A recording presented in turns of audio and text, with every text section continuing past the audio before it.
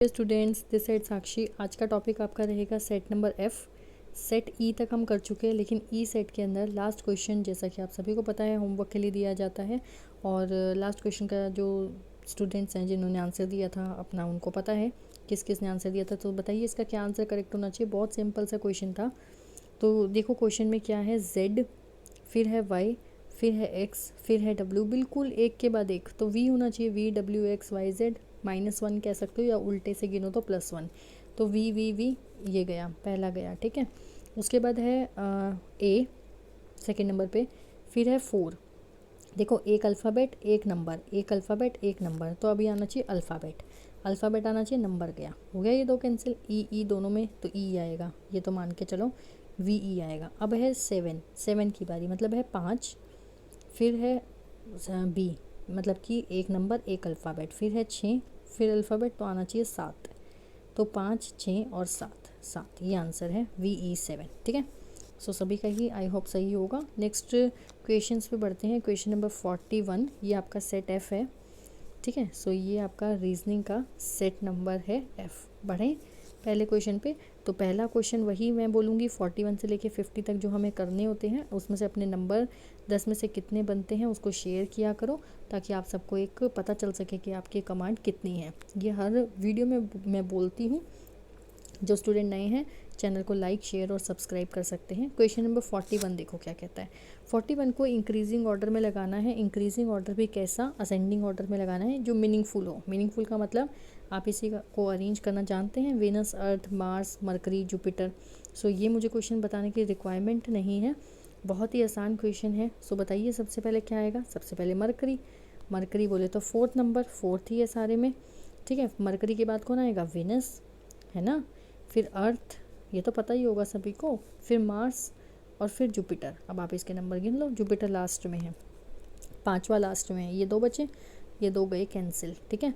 तो बताइए फर्स्ट होगा या थर्ड होगा। तो मरकरी, वीनस, वीनस का मतलब सेकंड, फर्स्ट होगा, मतलब कि ये थर्ड होना चाहिए इसका करेक्ट आंसर।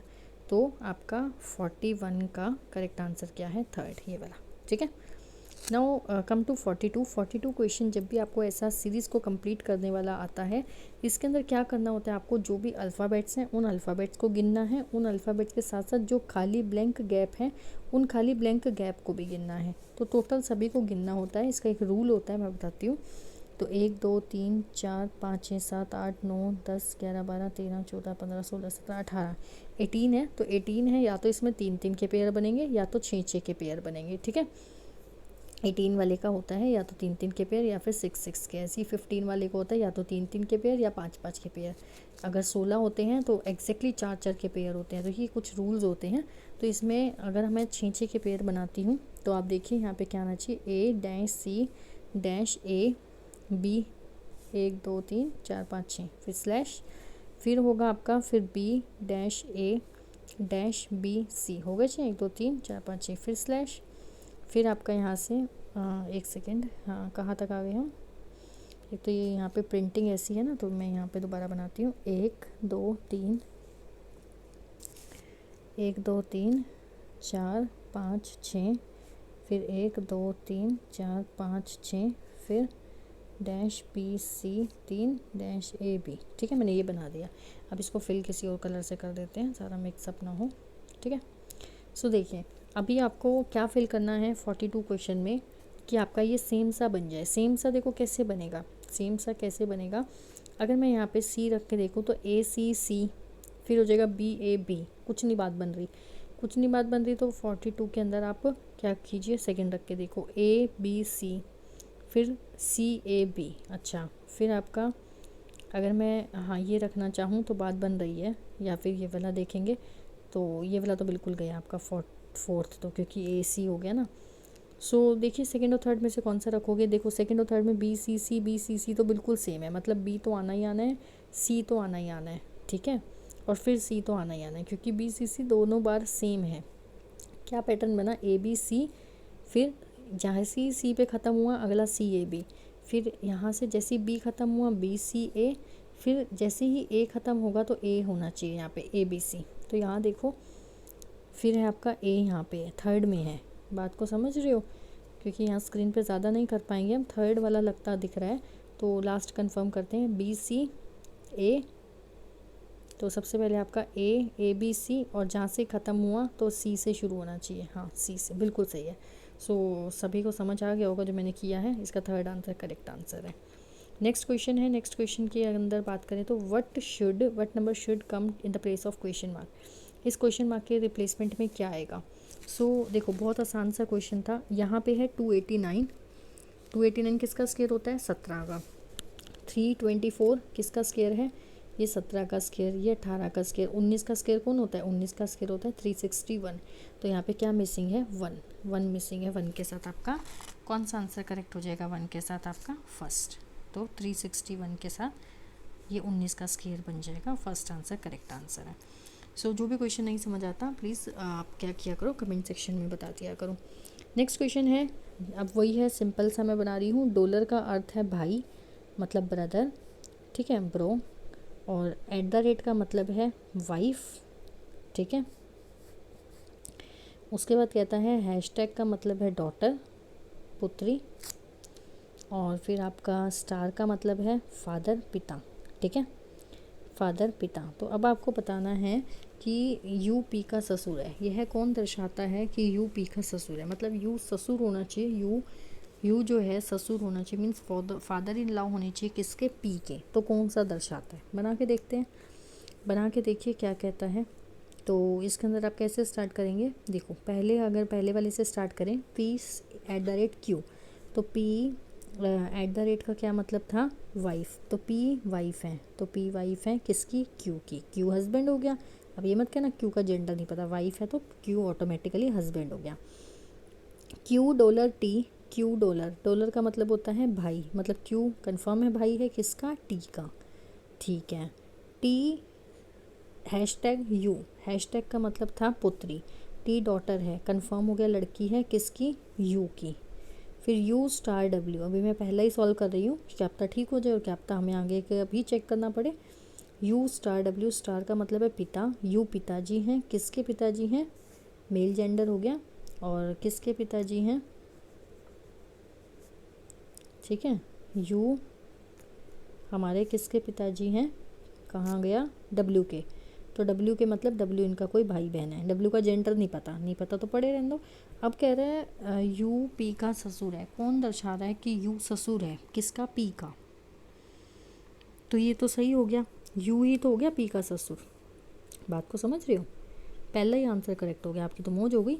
UP का ससुर है क्योंकि ये P है, P वाइफ है किसकी? Q की। मतलब कि U जो है, U के 3 बच्चे हैं, एक तो Q इनका बेटा है, एक T इनकी पुत्री है, और एक W भी इनका बच्चा है या बच्ची है। मतलब इनके 3 बच्चे हैं। W का जेंडर कंफर्म नहीं है, लड़का या लड़की। अगर लड़की हुई तो 2 लड़कियां और एक लड़का हो जाएगा, और लड़का हुआ तो 2 बॉयज़ हो जाएंगे और एक गर्ल हो जाएगी। किसकी? U के 3 बच्चे हैं।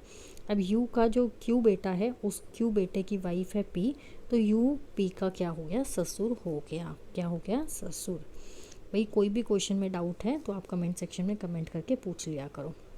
क्वेश्चन नंबर 45 कह रहा है, एक व्यक्ति को इशारा करते हुए कमल ने कहा, उनका इकलौता भाई मेरी बेटी के पिता का पिता है। उनका इकलौता भाई, तो उनका इकलौता भाई, ठीक है।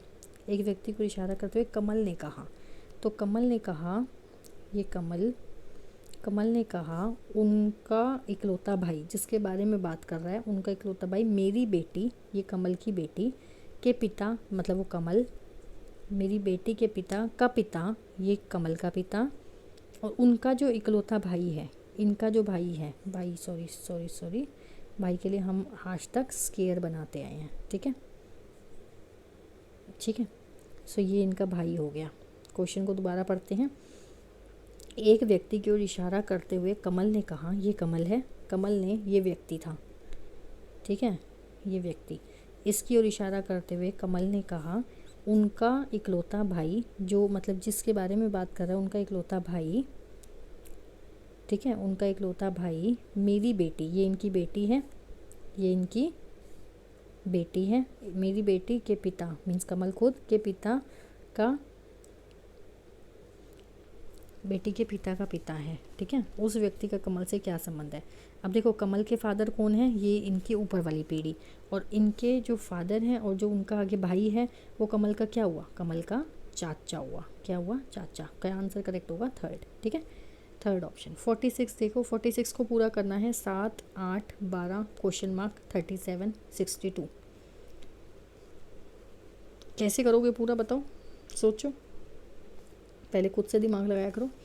देखो 7 और 8 में कितना डिफरेंस है, 1 का। 8 और 12 में 4 का। आगे हमें नहीं पता, 1 का मतलब 1 का स्क्वायर, 2 का स्क्वायर, अगर आगे हो 3 का स्क्वायर, 3 का स्क्वायर मतलब 9। 12 में अगर मैं 9 जोड़ दूँ तो 21। 21 आंसर में है, बिल्कुल है 21। अगर 21 में मैं आगे क्या जोड़ दूँ, 4 का स्क्वायर। 4 का स्क्वायर मतलब 16, तो मतलब 37। 37 में आगे क्या जोड़ दूँ, 5 का स्क्वायर। 5 का स्क्वायर मतलब 25। 7 और 5 12, 3 और 2 5 और 1 6, 62 बन गई ना बात। तो इसका करेक्ट आंसर क्या होगा, 2। कैसे किया समझ आ गया ना, 1 square, 2 square, 3 square, 4 square, 5 square, ये जोड़ रहा है। क्लियर है। जो भी क्वेश्चन में डाउट है आप कमेंट सेक्शन में कमेंट कर सकते हो। स्पीड इसलिए पकड़ती हूँ ताकि आपका कम समय में ज़्यादा क्वेश्चन करा पाऊँ। In order to go to academic plus, Surjeet started from his house in the east. एक कह रहा है एकेडमिक प्लस की तरफ जाते हुए सरजीत ने, एकेडमिक प्लस जाने के क्रम में सरजीत अपने पूर्व स्थित घर से निकलकर चौराहे पर आया। अच्छा, ईस्ट में उसका घर है, ईस्ट से निकला मतलब ईस्ट में, जैसे मान लो ये ईस्ट है, ये वेस्ट है, ये नॉर्थ है, ये साउथ है। ईस्ट से निकलकर कहाँ आया, in the house in the east से निकल के क्रॉसिंग पे आया। ये मान लो क्रॉसिंग है, दोबारा देखो क्वेश्चन, ये ईस्ट है, ईस्ट में उसका घर है, ईस्ट से निकल के वो कहाँ आया, क्रॉसिंग पे आया। ठीक है, ईस्ट से निकल के वो कहाँ आया, क्रॉसिंग पे आया। The road to the left, अच्छा इसका लेफ़्ट कौन है, ये वाला, ये लेफ़्ट है। इसका राइट कौन है, ये वाला। इसका जो लेफ़्ट है एंड करता है थिएटर में, लेफ़्ट जो एंड होता है इसका, जो लेफ़्ट पॉइंट का एंड है वो थिएटर में है। And straight ahead in the hospital, बिल्कुल सीधा जाएगा तो हॉस्पिटल है। तो इन विच डायरेक्शन एकेडमिक प्लस का हुई, देखो लेफ्ट के एंड में तो थिएटर है, स्ट्रेट जाएंगे तो हॉस्पिटल है, लेकिन उससे एकेडमिक प्लस पे जाना है तो कहाँ होगा, उसके राइट साइड। अब इसका राइट साइड कौन है, तो ऊपर वाली डायरेक्शन कौन सी होती है, ईस्ट वेस्ट नॉर्थ, तो नॉर्थ इसका करेक्ट आंसर होना चाहिए। एक बार मैं चेक करती हूँ, 47 का फर्स्ट। ठीक है, नॉर्थ इसका करेक्ट आंसर है। क्या करेक्ट आंसर है आपका, नॉर्थ। समझ आया। ईस्ट से चल के एक बंदा यहाँ क्रॉसिंग पे आया है, क्रॉसिंग से आगे राइट, लेफ़्ट और स्ट्रेट, तो स्ट्रेट उसका क्या है, हॉस्पिटल है, लेफ़्ट में उसका थिएटर बंद हो रहा है, तो वो इस साइड जाएगा। ये साइड कौन सी है, नॉर्थ। ठीक है, यहाँ पे बच्चे गलती क्या करते हैं, इस यहाँ से इसको, कौन है ये, सरजीत, सरजीत को यहाँ से ईस्ट की ओर चला देते हो, फिर आपकी राइट और लेफ़्ट की डायरेक्शन बदल जाएगी तो आपका आंसर साउथ आएगा। बहुत से बच्चों का यहाँ आंसर साउथ आया होगा। तो देखो मैं आपके स्टूडेंट्स, आप स्टूडेंट्स हो, स्टूडेंट की लाइफ के अंदर जो भी मिस्टेक्स होती है ना वो एक टीचर को पता होता है। यहाँ पे कितने बच्चों का साउथ आया उसको कमेंट सेक्शन में बताना, जिनका साउथ आंसर आया था, क्योंकि उन्होंने गलती की होनी है, उन्होंने ये गलती की होनी, यहाँ से चलाया। तभी मैं बोल रही हूँ खुद से करो क्वेश्चन, ताकि आपको पता चले। ऐसे तो मैंने तो करा दिया कि वो यहाँ से इधर आया है, लेकिन अगर आपने वो यहाँ से इधर भेजा है ना, इधर, तो वो राइट और लेफ्ट उसकी गलत हो गई, तो आपका आंसर साउथ आया होगा, दक्षिण, जो कि गलत है। ठीक है, सो इस चीज़ों का ध्यान देना है। फिर से बड़ा इंटरेस्टिंग क्वेश्चन, डाइस में 4 डाइस आ गए। जब भी 4 डाइस आते हैं, मैंने आपको बहुत बार बता दिया है कि आपको कोई 2 डाइस को कंपेयर करना होता है। सो करो,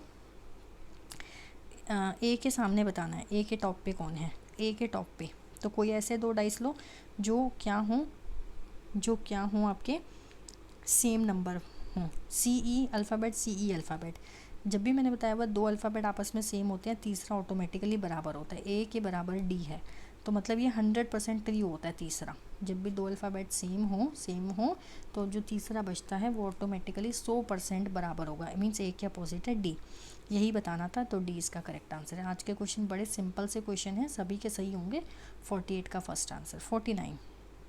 49 में है फाइंड द ओड, इसमें से ओड पहचानना है। स्पाइडर, बटरफ्लाई, कॉकरोच, मॉस्किटो, मकड़ी, तितली, तिलचट्टा और मच्छर। देखो मच्छर क्या करता है, उड़ता है, मॉस्किटो उड़ता है, कॉकरोच उड़ता है, बटरफ्लाई उड़ती है, लेकिन स्पाइडर जो है नहीं उड़ता, तो इसमें ऑड वन आउट क्या हो जाएगा, मकड़ी। स्पाइडर उड़ता नहीं है, मीन्स मकड़ी नहीं उड़ती है, तितली, मच्छर और तिलचट्टा उड़ते हैं। सो डिफरेंट क्या हो गया, ऑड वन आउट ये हो गया। नेक्स्ट क्वेश्चन आपका ये वाला जो रहेगा आपके लिए होमवर्क रहेगा, कमेंट सेक्शन में कमेंट कीजिएगा। क्वेश्चन नंबर 50 वीडियो कैसी लगी इसके बारे में बताइएगा। सो 50 क्वेश्चन का आपको कमेंट सेक्शन में कमेंट करके मुझे बताना है कि इसका क्या आंसर सही होगा। ये क्या दे रखा है, divide equal multiply, multiply equal minus, plus equal multiply, ये सारे सिंबल्स दे रखे हैं। उसमें कह रहा है कि आपको 2 + 8 मल्टीप्लाई 16 - 4 डिवाइड 2 किसके बराबर होगा। ये 4 ऑप्शन है, आपको कमेंट करके बताना है कि आपको वीडियो कैसी लगी। लाइक कर देना, सेशन को अच्छा लगा हो तो शेयर और सब्सक्राइब कर सकते हो, और इसका आंसर कमेंट सेक्शन में बताना है। और अगर आपने खुद से क्वेश्चन खुद से सॉल्व किए थे बिना मेरी हेल्प से, तो आप 10 में से अपने मार्क्स भी शेयर कर सकते हैं। अगर किया है खुद से तो, नहीं किया तो कोई दिक्कत नहीं है। सो मिलते हैं नेक्स्ट लेक्चर में। Till then bye bye, take care, have a nice day.